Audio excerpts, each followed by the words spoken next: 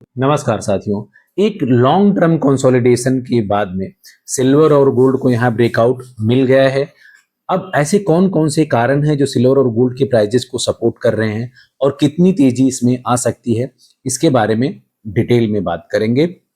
RBI का आज press conference आ गया है। आरबीआई के गवर्नर ने कहा है रेपो रेट को एज इट इज रखेंगे और जीडीपी ग्रोथ का जो उन्होंने प्रिडिक्शन किया है वो 6.7% है, जो काफी स्ट्रांग है। अगर उस रेट पे इंडिया का इकोनॉमी परफॉर्म करता है तो वर्ल्ड वाइड वो सबसे अच्छा माना जाएगा। इसके साथ साथ जब यहाँ रेट कट की या रेट बढ़ाने की बात होती है तो यहाँ पे आरबीआई के गवर्नर ने साफ कह दिया कि आरबीआई का जो पॉलिसी है वो हॉकिश नहीं है। इसका मतलब आने वाले टाइम में रेट ऑफ इंटरेस्ट अभी ऑल ऑफ सडन नहीं बढ़ने वाला है। अगर बढ़ेगा भी तो एक दो क्वार्टर के बाद। और अगर जिस तरह से क्रूड ऑयल क्रैश किया है और इंडिया में अगर महंगाई और कम होती है, इन्फ्लेशन पूरा कंट्रोल में आ जाता है, तो रेट ऑफ इंटरेस्ट कट होने की भी संभावनाएं बन सकते हैं। तो यहाँ 50-50 के चांसेस हैं, जिससे भी सिल्वर और गोल्ड को अच्छा खासा सपोर्ट आज मिलता हुआ दिखाई दे रहा है। अब रेट कट की बात कर रहे हैं तो आज के एक हफ्ते पहले फेडरल बैंक का जो रेट ऑफ इंटरेस्ट बढ़ने का प्रिडिक्शन था वो 84% का था। क्रूड ऑयल क्रैश होने के बाद में यूएस में ऐसा लग रहा है कि महंगाई वहां कंट्रोल में आ जाएगी और मिड टर्म में नवंबर में मिड टर्म इलेक्शन है, तो वहां पर जो रेट ऑफ इंटरेस्ट बढ़ाने का प्रिडिक्शन था अब घट करके 54% हो गया है। तो वहां से एक पॉजिटिव साइन है, स्पेशली गोल्ड और सिल्वर के लिए। डॉलर इंडेक्स यहाँ पे गिरता हुआ दिखाई दे रहा है। जो जापान और अमेरिका के बीच में म्यूचुअल अंडरस्टैंडिंग है जैपनीज करेंसी येन को मजबूत करने को लेकर के, जिसके कारण भी डॉलर इंडेक्स गिर रहा है। क्रूड ऑयल क्रैश कर गया, उसके कारण भी डॉलर इंडेक्स में कमजोरी है, जिसका फायदा यहाँ पे सिल्वर और गोल्ड को मिलता हुआ दिखाई दे रहा है। अब यहाँ बात करते हैं प्राइजेस की।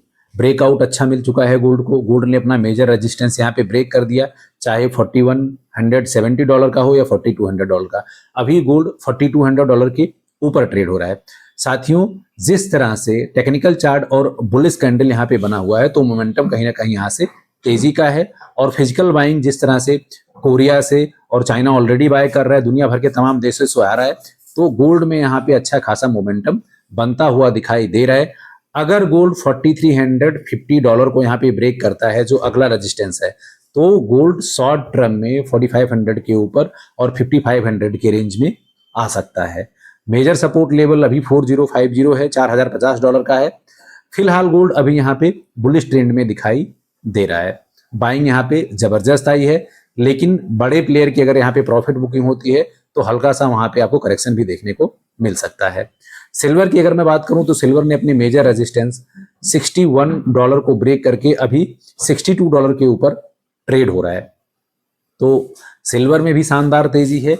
और सिल्वर का जो अगला रेजिस्टेंस है, अगर यहाँ से ये $64 को ब्रेक करता है तो फिर ये 70 रेंज तक जा सकता है, क्योंकि सिल्वर में जो तेजी है वो शानदार है। और क्रूड ऑयल में जो भारी गिरावट है लगभग 10 से 12% का पिछले 1 से 2 सेशन में, उसका फायदा सिल्वर को ज्यादा मिलता हुआ दिखाई दे रहा है। तो इंडियन गवर्नमेंट यहाँ पे अगर क्रूड ऑयल के भाव और भी ज्यादा यहाँ पे करेक्शन आता है तो कहीं ना कहीं जो तमाम तरह का इंपोर्ट का रिस्ट्रिक्शन लगा हुआ है, स्पेशली सिल्वर को, चाहे डीजीएफटी ने लगाया हो या गवर्नमेंट ने जिस तरह से अपने फॉरेन रिजर्व को स्पेशली बचाने के लिए रिस्ट्रिक्शन लगाया है, अगर वहां से कोई कंसेशन या छूट मिलता है या गवर्नमेंट ओपन करता है, क्योंकि सिल्वर का जो इंपोर्ट है वो 95% इंडिया में गिर चुका है। अगर 2025 की मैं बात करूं तो 2025 में इंडिया सबसे बड़ा इंपोर्टर था पूरी दुनिया में सिल्वर का। तो सिल्वर अगर यहाँ से इंडिया की भी बाइंग नोट करके आती है तो सिल्वर में बहुत ही तेजी देखने को मिल सकती है, क्योंकि चाइना में ऑलरेडी प्रीमियम पर सिल्वर ट्रेड हो रहा है। अगर मैं अभी की बात करूं तो 69.70 लगभग $69 के आसपास सिल्वर ट्रेड हो रहा है। तो सिल्वर में ये शानदार तेजी है ग्लोबली। अगर मैं यहाँ रेजिस्टेंस की बात करूं तो सिल्वर में अभी भी $65 का रेजिस्टेंस है, उसको ब्रेकआउट करने के बाद में सिल्वर 70 की रेंज में आएगा। फिलहाल मेजर सपोर्ट लेवल सिल्वर में अभी भी $57 का है, उसके नीचे $55 का है। तो सिल्वर और गोल्ड यहाँ पे बुलिश होते हुए दिखाई दे रहे हैं। इसके अलावा जो एडिशनल सपोर्ट मिल रहा है, चाहे वो पहले की भी मैंने वीडियो में बता दिया था कि आने वाले 3 से 4 सेशन में शानदार तेजी आएगी और वो तेजी मिलती हुई दिखाई दे रही है। चाहे जिस तरह से बुलियन बैंक ने अपना पोजीशन शॉर्ट कर रखा है, बड़े प्लेयर जो ट्रेडर हैं, बड़े प्लेयर हैं, उन्होंने अपना पोजीशन लॉन्ग कर रखा है और वहां से उनकी सेलिंग नहीं आ रही है बड़े ट्रेडर्स की, जिसके कारण ये मोमेंटम बना है और यहाँ पे बुलिश का ट्रेंड बनता हुआ दिखाई दे रहा है। तो साथियों, अगर आप ओवरऑल देखोगे तो चाहे आरबीआई हो या फेड हो, दोनों तरफ से यहाँ गोल्ड और सिल्वर के लिए अच्छा न्यूज है, पॉजिटिव न्यूज है, पॉजिटिव ट्रेंड है। अगर बात मैं अभी यहाँ पे निफ्टी करूं तो निफ्टी भी यहाँ पे पॉजिटिव क्लोज हुआ है, लेकिन मार्केट यहाँ पे वेट एंड वॉच की सिचुएशन में है, क्योंकि जब तक यहाँ पे एग्रीमेंट पूरा फाइनल नहीं हो जाता, ट्रंप की तरफ से, ईरान की तरफ से, दोनों की तरफ से स्टेटमेंट नहीं आ जाता, तब तक मार्केट यहाँ पे वेट एंड वॉच के सिचुएशन में रहेगा। इसलिए निफ्टी में बड़े ब्रेकआउट अभी देखने को नहीं मिल रहे हैं। अभी भी निफ्टी 24,600 के आसपास ट्रेड हो रहा है, तो मार्केट यहाँ पे वेट एंड वॉच के सिचुएशन में है। वीडियो को ज्यादा से ज्यादा सब्सक्राइब करें, लाइक करें, शेयर करें। आपके सब्सक्राइब करने से बहुत ही ज्यादा मोटिवेशन मिलता है साथियों, तो वीडियो को सब्सक्राइब करना ना भूलें।